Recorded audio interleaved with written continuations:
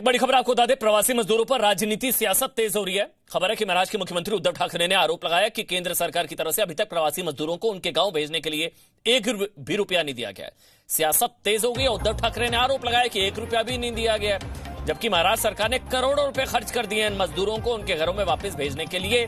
सरकार ने मजदूरों को उनके घर तक पहुंचाने के लिए स्पेशल ट्रेनों में सरकारी खजाने से पैसे देकर श्रमिकों को उनके गांव पहुंचाने का काम किया, अभी भी किया जा रहा है। उद्धव ठाकरे के आरोप पर ये ट्वीट अभी किया गया है। पीयूष गोयल की तरफ से ट्वीट किया कि उद्धव जी, कल हम महाराष्ट्र से 125 श्रमिक ट्रेनें देने के लिए तैयार हैं। आपने बताया कि आपके पास श्रमिकों के लिए लिस्ट तैयार है, इसलिए आपसे अनुरोध है कि उम्मीद है कि पहले की तरह ट्रेन जो है वो खाली नहीं आएगी। ये आरोप लगा रहे हैं पीयूष गोयल। वो ये कह रहे हैं कि मैं ट्रेन देने के लिए तैयार हूं। वो कह रहे हैं, उद्धव जी, आशा है आप स्वस्थ हैं। मैं ट्वीट एक बार वर्ड टू वर्ड पढ़ देता हूं। पीयूष गोयल ट्वीट कर रहे हैं, उद्धव जी, आशा है आप स्वस्थ हैं। आपके अच्छे स्वास्थ्य के लिए शुभेच्छा। कल हम महाराष्ट्र से 125 श्रमिक स्पेशल ट्रेन देने के लिए तैयार है। केंद्र महाराष्ट्र को 125 स्पेशल श्रमिक ट्रेन देने के लिए तैयार है। आपने बताया कि आपके पास श्रमिकों की लिस्ट तैयार है, इसलिए आपसे अनुरोध है, उम्मीद है कि पहले की तरह ट्रेन स्टेशन पर आने के बाद वापस खाली ना जानी पड़े। आपको आश्वस्त करना चाहूंगा कि आपको जितनी ट्रेन चाहिए वो उपलब्ध होंगी। इससे पहले उन्होंने एक और ट्वीट किया कि टीवी के माध्यम से पता चला, पीयूष गोयल ने ट्वीट किया, टीवी के माध्यम से पता चला कि महाराष्ट्र सरकार ने 200 ट्रेनों की लिस्ट भारतीय रेल को देने का दावा किया है, पर कल चलने वाली एक भी ट्रेन के यात्रियों की लिस्ट जीएम मध्य के पास फॉलोअप के बाद अभी नहीं आई है। कृपया लिस्ट देने की जल्दी कृपा करें। पहले ऐसा उद्धव ठाकरे ने कहा था कि कोई सहयोग नहीं है, कहीं पैसे नहीं दिए जा रहे हैं, महाराष्ट्र हम लोग करोड़ों रुपए खर्च कर रहे हैं। और अब केंद्र की तरफ से महाराष्ट्र को 125 स्पेशल ट्रेनें देने का वादा जरूर किया गया। हमारे साथ आदित्य त्यागी। आदित्य, ये तो फिर वही हो रहा है, मजदूर पर केंद्र वर्सेस राज्य, फिर शुरू हो गया है सब। बिल्कुल अमन, अगर तथ्यों के लिहाज से वैसे आपने रेल मंत्री के 3 ट्वीट्स तो हमारे दर्शकों को बताया, थोड़ा सा दर्शकों को बैकग्राउंड दे देते हैं। तो महाराष्ट्र के मुख्यमंत्री उद्धव ठाकरे द्वारा कई बड़ी बातें कही गई थी। उन्होंने ये कहा कि हम तो श्रमिक ट्रेन जो हैं उनके लिए ट्रेन की मांग कर रहे थे। दूसरा, उन्होंने कहा कि हमें जितनी ट्रेन चाहिए उतनी ट्रेन नहीं चल रही हैं। तीसरी बात, टिकटों के किराए को लेकर कि जो पेमेंट होना चाहिए था सेंटर की तरफ से, उसको लेकर उनका स्टेटमेंट है। इसी पर अब रेल मंत्री पीयूष गोयल की तरफ से जवाब आया। ये जवाब 4 ट्वीट्स के माध्यम से आया। आपने 3 ट्वीट्स के बारे में दर्शकों को बता दिया। एक ट्वीट जो बड़ी ट्वीट है इस लिहाज से क्योंकि वो कह रहे हैं हमें डिटेल्स दीजिए।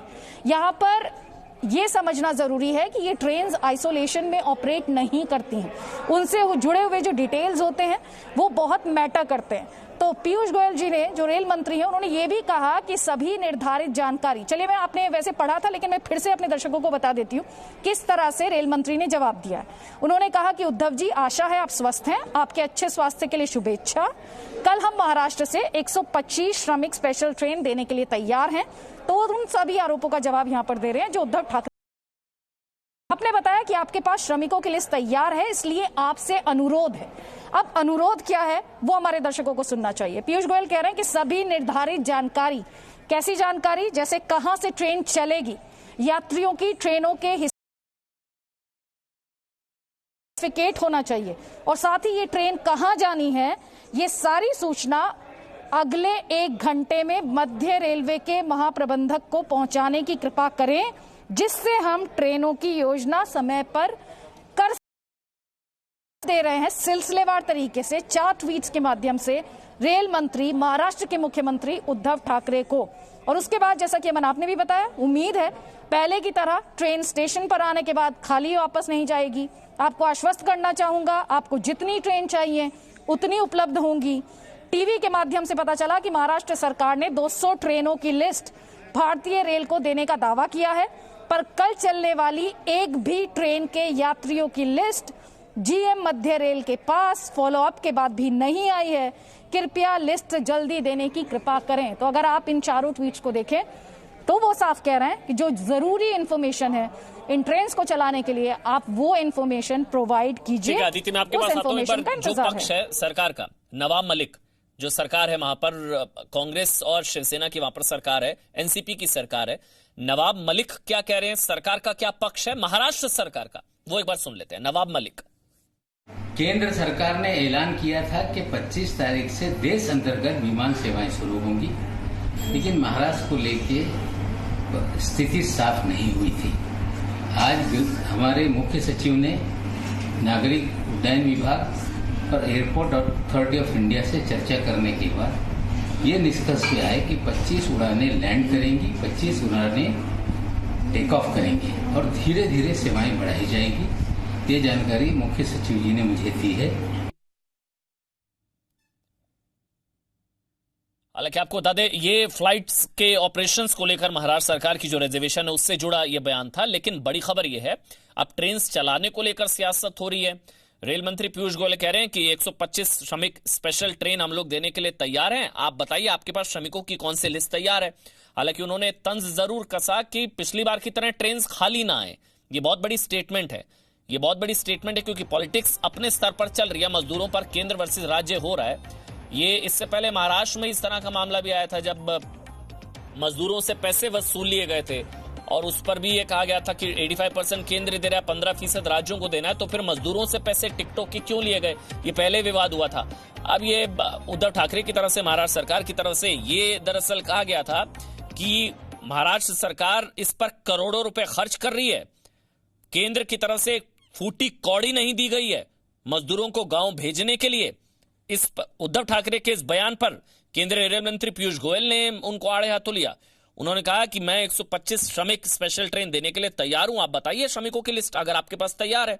सभी जानकारी 1 घंटे में मध्य रेलवे के महाप्रबंधक को पहुंचा दे, जिससे ट्रेनों की व्यवस्था समय पर की जा सके।